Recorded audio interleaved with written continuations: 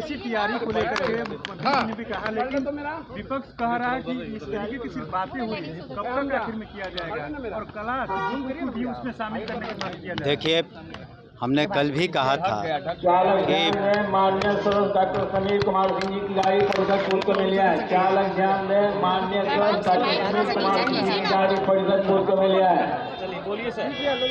चालक ध्यान दें, माननीय डॉक्टर समीर कुमार सिंह जी की गाड़ी परिषद पुल को मिल है।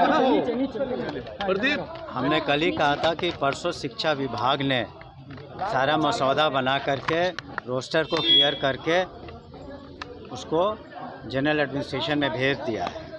अब जनरल एडमिनिस्ट्रेशन उसकी समीक्षा कर रहा था।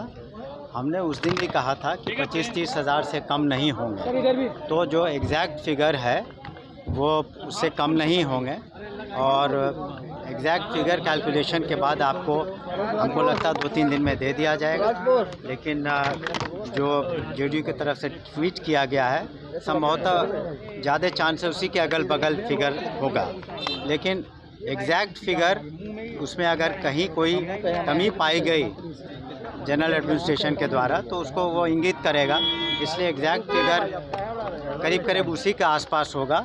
लेकिन हम जैसे भी जनरल एडमिनिस्ट्रेशन से ये सूचना हमें प्राप्त हो जाएगी तो हम लोग एग्जैक्ट नंबर किस सब्जेक्ट में कितना होगा वो सारी चीज़ें हम लोग आपको अवगत करा देंगे। लेकिन शीघ्र नहीं, उसकी आवश्यकता नहीं है, नहीं उसकी कोई आवश्यकता नहीं है, इसलिए कि हमने तो कहा ना कि परसों ही हम लोगों ने अपना काम करके पूरा कर दिया।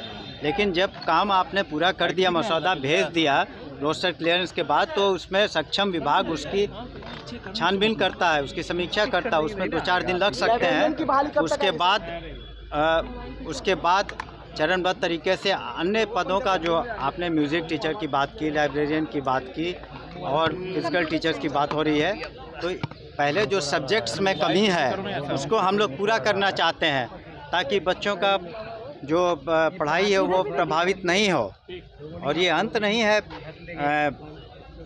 नियुक्तियों का।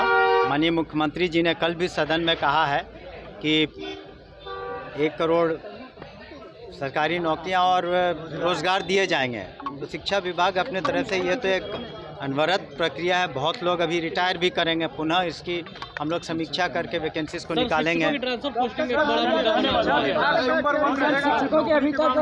तरीके से आंकड़े जो आ रहे हैं, अभी तक शिक्षा विभाग सबसे आगे चल रहा है, आने वाले समय में 1 करोड़ में भी नंबर 1 रहेगा। देखिए, जो वैकेंसी और आवश्यकता के आधार पर हम लोग नियुक्तियां करते हैं और माननीय मुख्यमंत्री जी ने जो अपने सदन में भी कहा और उसको हम लोग पूरा करेंगे ताकि बच्चों के पढ़ाई लिखाई में कोई दिक्कत ना हो। धन्यवाद।